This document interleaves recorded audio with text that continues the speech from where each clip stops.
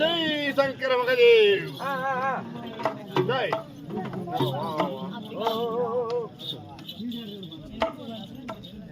ஐயா வந்திருக்கிறேன்.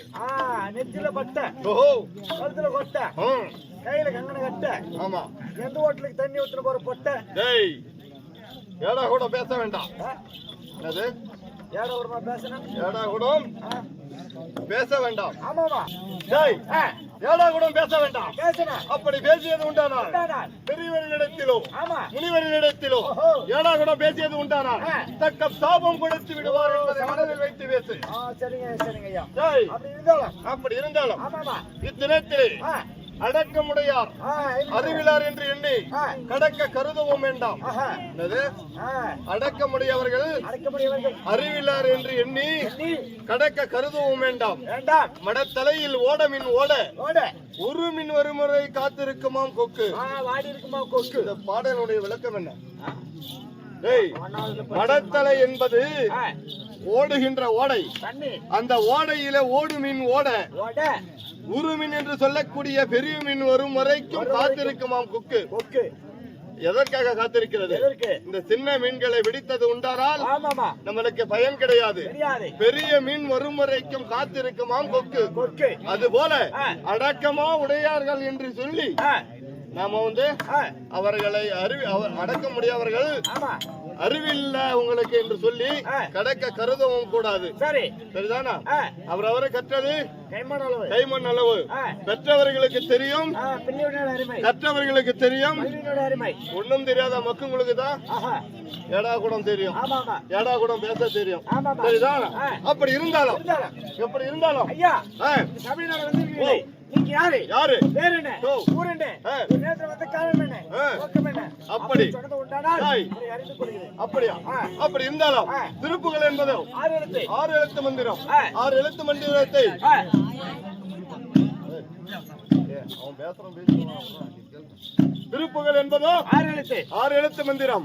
6 எழுத்து மந்திரத்தை எழுதியவனும் அருணகிரிநாதனுக்கு துணையாக சென்றவனும் ஆண்டவர் ஆண்டவருக்கு துணையாக சென்றவனும் முருகப்பெருமான் வீற்றிருப்பதும் சரவண பொய்யை தரித்ததும் ஈசன் ஈசன் ஏறும் வாகனமும் ரிஷ்வத்தை விளைத்தான் பிரம்மாவின் மனைவியோ சரஸ்வதி கையில் இருப்பதோ வீணைக்குரியவனும் நாரதர் செய்வதோ நல்ல கழகத்தை விளைத்தான் தக்கன் மகளோ சக்தி கையில் இருப்பதோ கபாலத்திற்குரியவனும் அரக்கன் அரக்கன் செய்வது அக்கிரமத்தை அழிக்க வந்தது சக்கரத்தை சூடியவனும் விஷ்ணுவின் அவதாரம் 10 தலை கொண்டவனும் ராவணன் கையில் இருப்பதும் சேது என்றால் ஆளி என்றால் சமுத்திரம். அந்த சமுத்திரத்தில் பள்ளி கொண்டிருப்பவர் ஸ்ரீமந்த நமோ நாராயணமூர்த்தி மார்பிலே குடிகொண்டவள் யார்? மகாலட்சுமி. அப்பேற்பட்ட மகாலட்சுமி எங்கெங்கெல்லாம் வந்திருப்பாள்? நல்லவர்களிடத்திலும் தூய்மையானவர்களிடத்திலும் பெண்களிடத்திலும் அமர்ந்து கொண்டிருக்கும் மகாலட்சுமி. அப்பேற்பட்ட பெண்கள் மத்தியிலே அம்மா வந்திரு தானா வந்திரு காட்டி கொடுத்துரு குட்டி கொடுத்துரு அந்த மலைக்காரி கொல்லி மலைக்காரி பச்சை மலைக்காரி சித்தேரி மலைக்காரி ஆத்தா வா காளி கண்டர் ரோலி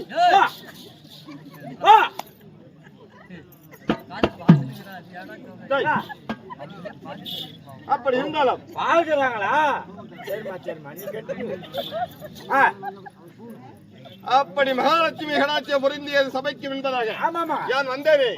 என்னுடைய பெயர் விளக்கம் அறிந்தாயா? ஐயா உன அறியாம இருக்கக்கூடியவன் எனக்கு மட்டும் உங்களுக்கு தெரியும்.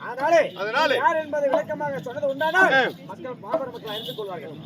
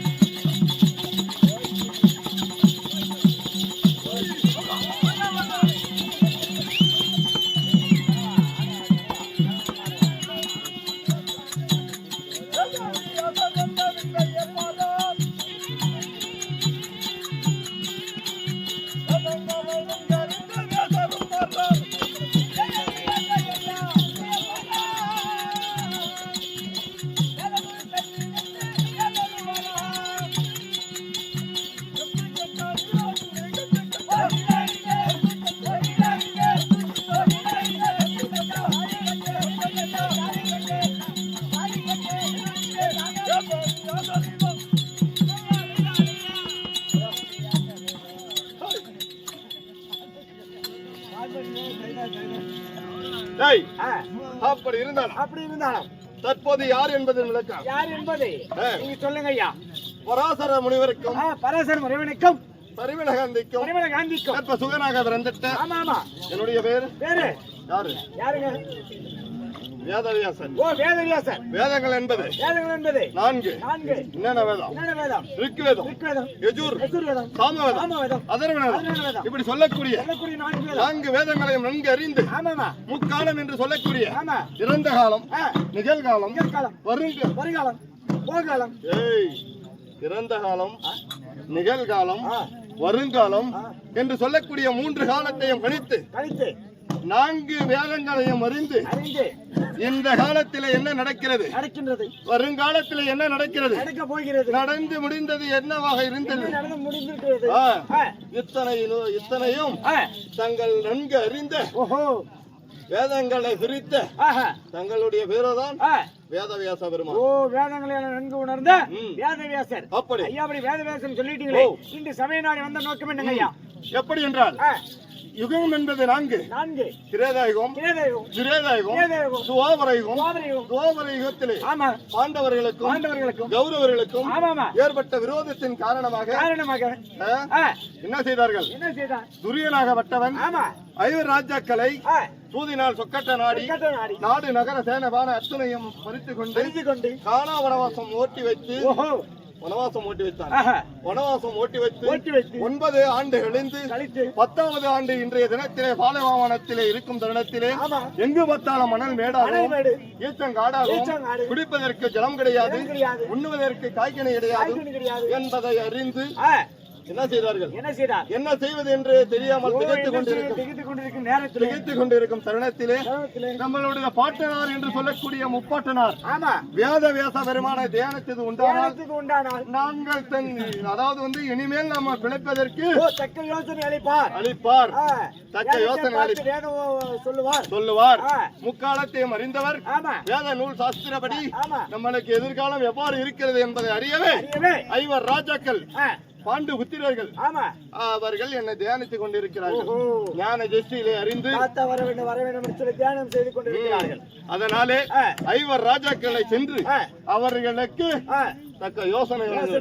அதனாலே தன்னுடைய பக்திக்கு உயர்ந்தவர்கள் பாண்டுபுத்திர மைந்தர்கள் 5 ராஜாக்கள் தாத்தா வர வேண்டும் என்று சொல்லி அங்கே என்னை தியானம் செய்து கொண்டிருக்கிறார். அவர்களிடத்திலே சென்று உன்னுடைய தாத்தா முப்பாட்டனார் வேதவியாச பெருமான் வந்திருக்கிறார் என்று வார்த்தையை எடுத்துரைத்து விட்டு வா பார்ப்போம்.